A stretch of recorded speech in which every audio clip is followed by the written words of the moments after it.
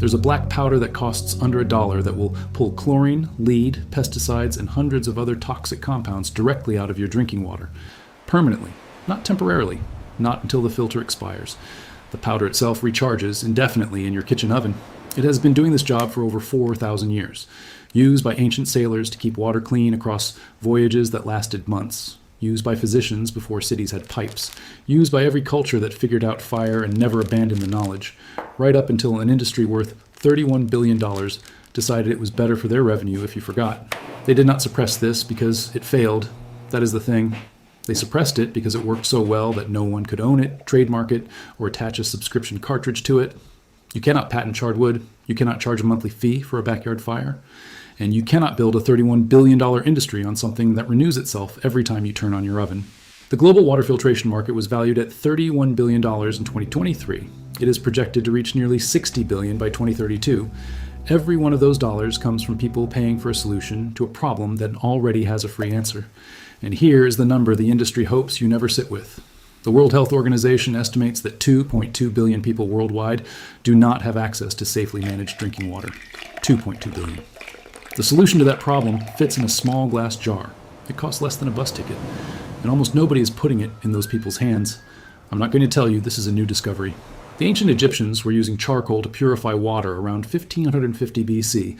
There's a medical papyrus from that era that records charred wood being used to remove impurities from liquids. The Phoenicians, who were some of the most skilled sailors in the ancient world, charred the inside of their wooden water barrels before filling them for long voyages. A barrel of drinking water crossing the Mediterranean in 600 BC stayed clean and drinkable for months because of that one step. Physicians in ancient India recorded the method in the Sushruta Samhita, a medical text from around 400 BC describing exactly how to pass water through charcoal to make it safe to drink. In the 18th century, a Swedish chemist named Carl Wilhelm Scheele was the first in Europe to write down not just what charcoal did to water, but why. He described how the carbon surface attracted and held contaminants the way a magnet holds iron shavings. The method was never lost. It was taught, copied, and inherited across 4 millennia. And then, in the 20th century, it was quietly priced out of the conversation. You've seen this your whole life and just never connected the dots. Think about what happens when you put bread in a toaster and leave it too long. The outside turns black. That black layer is carbon, atoms from inside the bread, locked into a new hard structure by intense heat.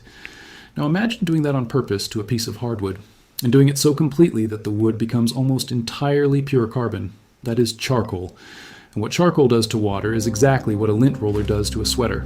The contaminant sticks to the carbon surface. The clean water passes through. The contaminant stays behind. The reason it catches so much comes down to one thing: surface area. Picture a kitchen sponge about the size of your fist. Now imagine unfolding every single pore inside it, flattening every interior wall completely flat. The surface area hidden inside the sponge is far larger than the outside suggests. Now imagine that, but for a single teaspoon of activated charcoal powder. The interior tunnels, folds, and microscopic pores of that 1 teaspoon add up to roughly the surface area of a singles tennis court. 1 teaspoon. More surface for contaminants to grip than most people have floor space in their entire home. That is why it catches so much. And that is why it needs to be packed correctly to work. Here's what you need. And I want to be honest with you about every number. Food-grade activated charcoal powder. Find it online or at a health food store for about $2 for a small bag, enough to build several filters.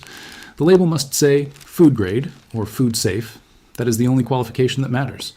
Activated charcoal made from coconut shells tends to have the finest, most tightly packed pores and works best for water filtration, but hardwood activated charcoal works well too. Either one will do what you need: a clean plastic bottle or a large glass jar. An old 2-liter soda bottle works perfectly. You will cut it and flip it so the brand doesn't matter and the shape doesn't need to be perfect. Most people already own 3 of these: a piece of cloth, an old cotton t-shirt cut into a rough circle, a coffee filter folded double, a piece of cheesecloth. The cloth does not do the filtering, it just holds the powder in place while water moves through it.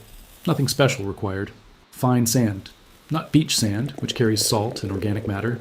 Garden or builder's sand from a hardware store, enough to fill a coffee mug. Around $2 or free from a clean creek bed if you rinse it well before use. Small gravel or clean pebbles, just a large handful. The same hardware store, often sold loose by weight or gathered from outside. That is genuinely it. $5, and realistically, 2 of those 5 items are already in your home right now. Here's the one thing most people get wrong. They pack the charcoal too loosely. The powder goes in, the water finds a gap along the bottle wall, channels straight through that gap, touching maybe a third of the charcoal, and comes out the other side, barely cleaned. You can tell this is happening because the water moves fast, suspiciously fast. It looks like it's working because the black powder is visible, but the water is routing around it the way a river routes around a boulder, finding the path of least resistance, skipping the contact time entirely. The output looks clear because charcoal dust isn't visible at low concentration, but it still tastes like chemicals. The filter is present, and the filter is failing. When it works, the water moves slowly, unsettlingly slowly the first time you watch it. A single cup of water takes 30 seconds to a full minute to pass through a properly packed filter. That is not a malfunction. That slow movement is the mechanism. It means every drop of water is spending time in contact with the charcoal surface, long enough for the contaminants to grip and stay. Think of the lint roller again. Pull it fast across the sweater and half the lint stays. Pull it slow, keeping it in firm contact all the way, and it picks up everything. Slow is clean, fast is a gap. Here is how to build this. Take your 2-liter bottle and cut the bottom off cleanly with a knife or scissors, about 3 inches from the base. Flip it upside down so the neck is pointing downward. Set it into a glass or a bowl so it stands upright on its own. You now have a funnel shape that will hold your layers above and drip filtered water out through the neck below. Cut your cloth into a circle slightly wider than the bottle neck. Push it down into the neck from the inside until it sits flat and snug at the narrowest point. This is your floor. It holds everything above it in place. Press it in with a finger until it is not moving. Add a layer of small gravel on top of the cloth, enough to cover it completely, about the height of your thumb. The gravel is not a filter. It is weight and structure. It stops the sand above from pressing through the cloth and sealing the drain. Press it down gently to settle it flat. Now pour your fine sand on top of the gravel. Fill to about the height of your full hand. Fingers together, laid flat. Press it down with your palm in a slow rotating motion, compacting it so there are no visible air pockets and no gap between the sand and the bottle wall at any point. Run your fingertip around the inner edge. If you feel a channel or a depression, press it shut. Now the charcoal. Pour it in on top of the sand to the same depth, about a full hand height. And now do the step most people skip. Compact it, not by pressing hard enough to crush it into a dense block, but firmly enough that every air gap closes. Use the handle of a spoon. Work from the outer edge inward, pressing lightly and rotating the bottle a quarter turn each time. Press, rotate, press, rotate. You should end up with a charcoal layer that does not shift or roll when you tilt the bottle slightly. It should feel firm and settled, not loose and movable. Every gap you close is a gap water cannot shortcut through. Add a second, thinner layer of fine sand on top of the charcoal, about the height of 2 fingers. This layer acts as a pre-filter. It catches the larger particles in your incoming water before they reach the charcoal and start blocking those tiny pores from the outside in. Lay one more piece of cloth on the very top. This catches the biggest sediment before it even touches the sand. A loose piece is fine here. You are not sealing it, just resting it flat. Now do the first flush. Do not skip this. Pour a full cup of plain water slowly through the filter from the top. Catch whatever comes out the bottom and throw it away. The first output will be dark gray, almost black. That is fine. That is loose charcoal particles that were not compressed into contact with their neighbors and are washing free. Throw it out. Pour another cup through. The output will be lighter gray. Throw that out too. By the 3rd cup, the output should be running clear. If it is still gray after 4 cups, your charcoal layer is too loose. Pull it out, repack it more firmly, and flush again. Clear output means you are ready. Pour a cup of your regular tap water slowly onto the cloth at the top. Let gravity do all the work. Do not press. Do not pour fast.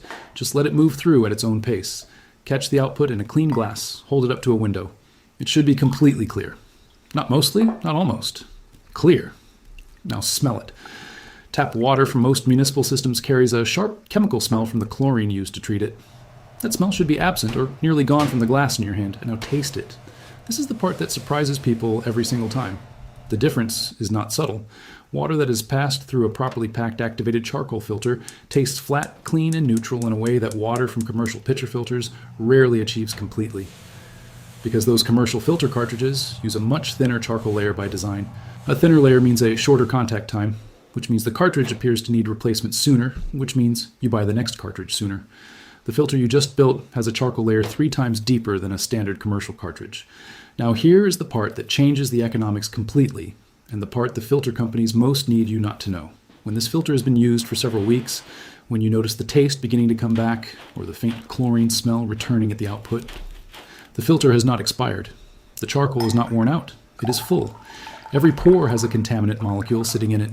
Nothing new can stick because there is no empty surface left. The charcoal needs to empty itself. Pull the charcoal layer out of your filter. Spread it in a thin, even layer on a baking tray, no deeper than the height of a pencil, so the heat reaches every grain. Slide it into your oven at around 200 degrees Celsius. That is 400 degrees Fahrenheit if your oven uses the American scale. Set a timer for 30 minutes. What happens inside that oven is the reverse of what happened inside your filter. The same heat energy that drove contaminants onto the charcoal surface now drives them off, as vapor up and out through your oven vent. The pores open, the surface empties. When the charcoal cools on the counter, give it 20 minutes, you are holding a teaspoon of powder that is ready to filter again. Not partially, not with reduced capacity, with the same surface area it had when it was new. This process can be repeated dozens of times before the charcoal's physical structure begins to weaken from the repeated heating cycles. One bag, $2. Recharged, used, recharged, used. A family can stretch a single small bag across a year or more of daily use. Now compare that to a standard countertop filter system from one of the major brands. The device itself costs between $40 and $400 depending on the model. The replacement cartridges cost between $30 and $60 each and must be swapped out every 2 to 4 months. A family of 4, filtering for drinking and cooking only, goes through somewhere between 3 and 6 cartridges a year. That is between $90 and $360 annually every year, with no end date and no ceiling. Over 10 years, a family using that system has spent somewhere between $900 and $3,600 on filter cartridges alone. Let that number settle. Now scale it in the other direction. If one family can replace that annual cost with $2 of rechargeable powder, what does that mean for 10 families in the same neighborhood? The same $2 bag, stretched across a group, costs each household cents per year. What does it mean for a community well in a rural region without a water treatment plant? What does it mean for a school in an area where the water quality reports show elevated lead levels and the school cannot afford an industrial filtration system? The powder fits in a bag that fits in a backpack. The oven is already there. The bottles are already there. The cloth is already there. No installation, no plumber, no utility account, no bills, no infrastructure, no asking anyone's permission. 2.2 billion people without safe water, 1 jar of black powder. That silence is not an accident. That silence is a business model. Now, I want to be honest about where this works less well because a tutorial that only tells you the good parts is selling something. Activated charcoal is outstanding at removing chlorine, chloramines, volatile organic compounds, and the chemical byproducts of industrial runoff and agricultural pesticides. It handles lead and mercury reasonably well.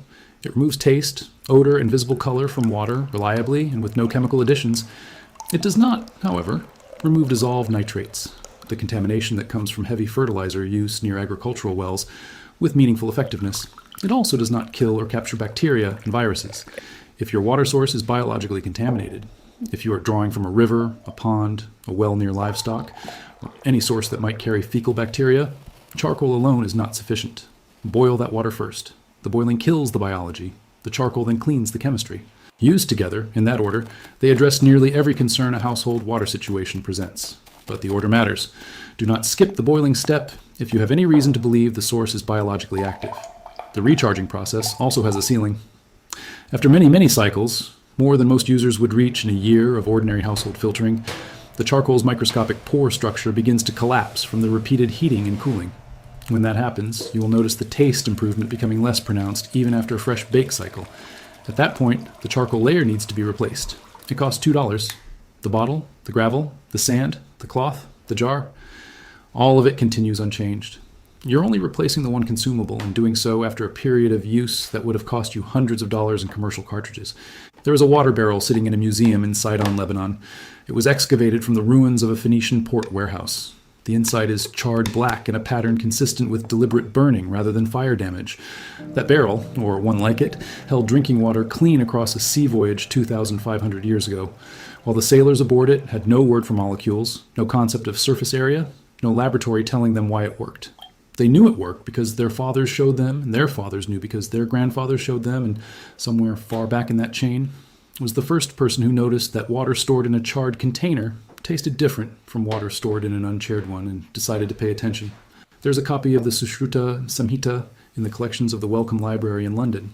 The relevant passage in translation describes passing water through charcoal as a method of purification that any household could perform. Written down in India 1,400 years before modern chemistry had words for what the charcoal was doing. The knowledge was that old. The knowledge was that widespread. The knowledge was that clear. Your filter is the same object. The Phoenician barrel kept the sailors alive. The Indian physician kept the patients drinking. Yours will keep your family drinking. The chemistry was always there. It was in every fire ever lit. It was in every piece of charred wood that ever lay in the rain and let the water drain through it clean. It was in the pore structure of carbon, waiting for someone to pack it tightly into a bottle and let gravity do the rest. I don't know what brought you here. Maybe a water bill that keeps climbing. Maybe a news story about lead pipes that kept you up. Maybe just the particular feeling of not wanting to pay $60 for a filter cartridge ever again. It doesn't matter. It works either way.